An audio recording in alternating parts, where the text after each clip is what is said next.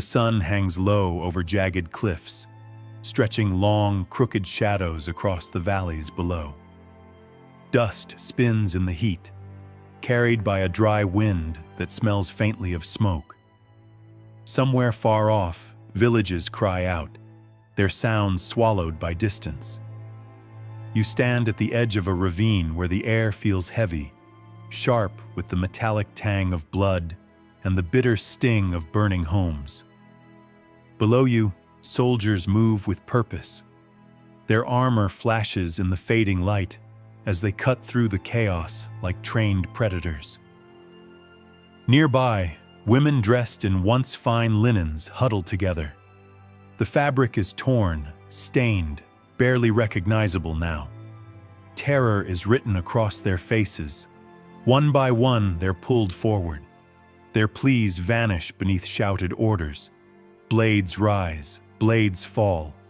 The rhythm is precise, almost mechanical, echoing against the stone. And as the first screams tear through the air, something becomes clear. This isn't random violence. This is deliberate, a calculated erasure, a king's desperate attempt to silence whispers of rebellion, whispers carried not by strangers, but by his own blood. Bodies collapse, the ground darkens, slick and unforgiving, as the desert drinks deeply from thousands of lives. What happens next defies belief. This story was buried beneath the sand for centuries. What you're about to hear involves systematic violence against women, drawn from the shadows of ancient power struggles. The details are disturbing, even fragmented, but they are not imagined. They exist in echoes, texts, ruins, and bones. If you need to pause, that's understandable. But if you continue, know this. We're not here to linger on gore. We're here to understand the machinery behind it, the paranoia, the politics, the desperation of a throne so fragile it turned kin into enemies. This wasn't chaos born of war. This was a purge, hidden at the fringes of an empire, far from the marble halls of Rome and the sacred stones of Jerusalem. It unfolded in the harsh wilds of Idumea, where loyalty cracked like dry earth under pressure. Herod, the self-made king, wasn't just ruling Judea. He was reshaping it, brick by bloody brick. His rise didn't come from ancient lineage or divine right. It was forged through alliances with conquerors and betrayals of his own people. And this act, targeting the daughters of Idumea's noble houses, women tied to royal lines that once rivaled his, laid bare just how fragile his crown truly was. This wasn't madness alone. It was a system. Spies lurked in every shadow. Soldiers enforced silence. Fear stretched from palace corridors to remote plateaus. And why does this still matter?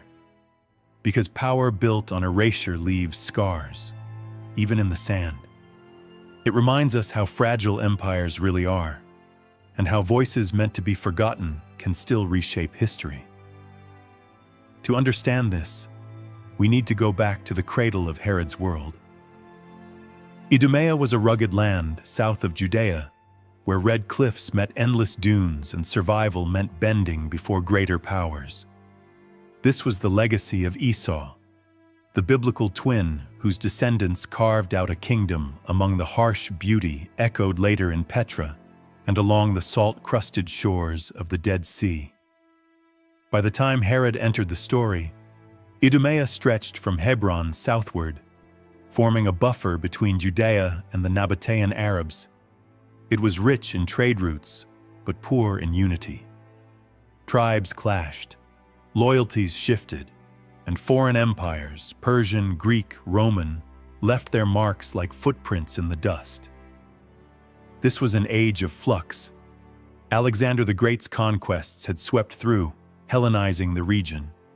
Greek gods blended with local cults. Philosophy mixed uneasily with ancient laws. But Judea, under the Hasmonean kings, pushed back. In the late 2nd century BC, John Hyrcanus led campaigns south, conquering Idumean cities like Adora and Marissa. He didn't just take land, he demanded submission. The Idumeans, proud descendants of Esau, faced an impossible choice: circumcise, adopt Jewish law, or leave. Many stayed, converting under force. Altars to Kos, their storm god, were smashed and replaced with Yahweh's commandments. It was integration at the edge of a sword. Rivals turned into reluctant kin, but resentment never disappeared. Idumeans became Jews in name, yet old identities survived in whispered stories and hidden rites. And from within this tension rose Antipater, Herod's father.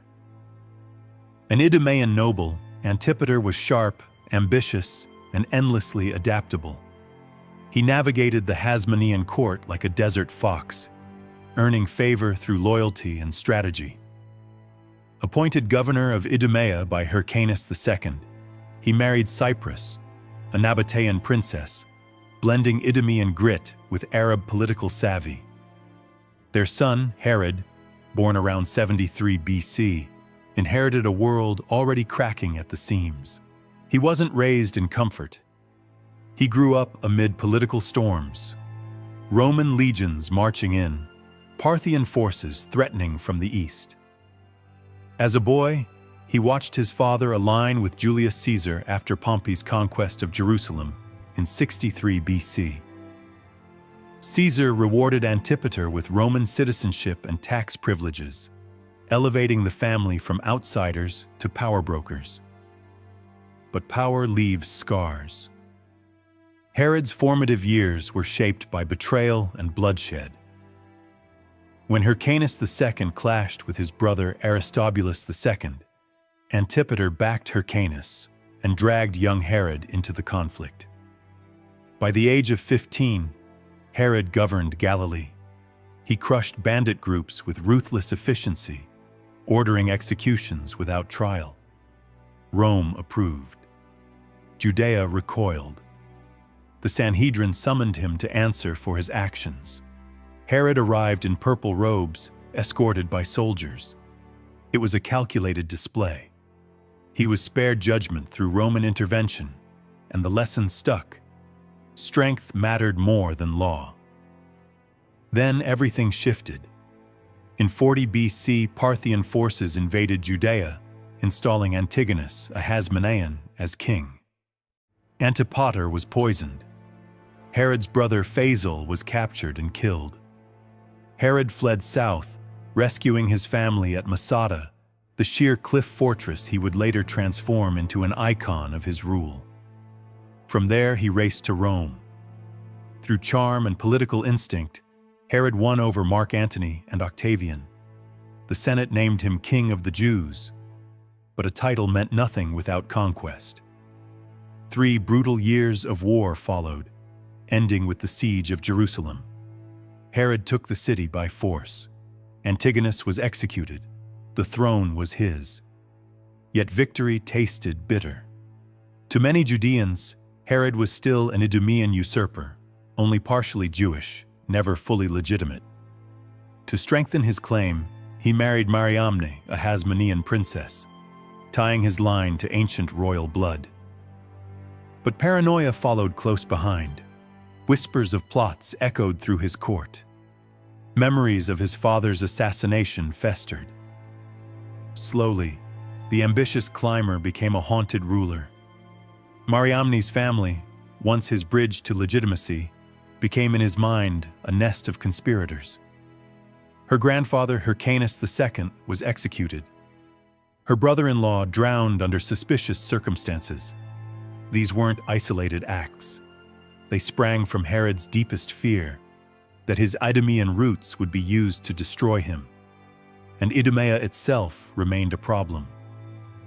Noble houses there still carried claims to autonomy. Their daughters married into lines that could challenge Herod's hybrid dynasty.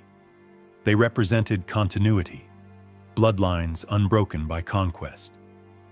Then, in the shadows of 29 BC, the whispers grew louder. and the purge began. The rumors didn't begin in the palace. They started in the markets of Marissa, Idumea's beating heart. Merchants spoke in lowered voices. Nobles exchanged glances that lingered just a moment too long. Descendants of old Edomite kings, families who remembered a time before forced conversion, chafed under Herod's rule. And their daughters, educated, wealthy, and bound by blood to ancient lines, became living symbols of everything Herod feared. They were potential brides, political currency, wombs that could birth rivals. Herod's informants reported secret gatherings, conversations masked as weddings or funerals, coded messages hinting at alliances, perhaps with Nabatea, perhaps even with enemies of Rome. The reports piled up. Whether every word was true hardly mattered anymore. Suspicion had become its own reality. One name, preserved here as a composite, rises from the shadows: Livia. She represents many women whose real names history never fully recorded. A high-born Idumean woman, daughter of a converted chieftain. Refined, intelligent, fiercely loyal to her heritage beneath a surface of calm obedience. When Herod summoned her to Jerusalem, it was under the pretense of betrothal negotiations, a gesture meant to signal unity. Livia arrived with her entourage, passing through gates of dressed stone into Herod's palace. The halls were lined with frescoes of Greek gods, muscular, violent, clashing in eternal struggle, set uneasily against the austere traditions of Jewish law. Her robes were embroidered with subtle Idumean patterns. She did not bow her head as deeply as others. Herod questioned her at length. He asked about her family, her loyalties, her hopes for the future. Livia spoke carefully, choosing words that suggested unity without surrender. But beneath her calm answers, there was an edge, a reminder that forced conversions did not erase memory. That night, Herod did not sleep. He dreamed of crowds rising against him, of banners bearing old Idumean symbols, of his throne collapsing into dust beneath his feet. He woke drenched in sweat, heart racing. In his mind, the threat became clear. These women were not passive figures. They were vessels of rebellion. Their marriages could bind coalitions.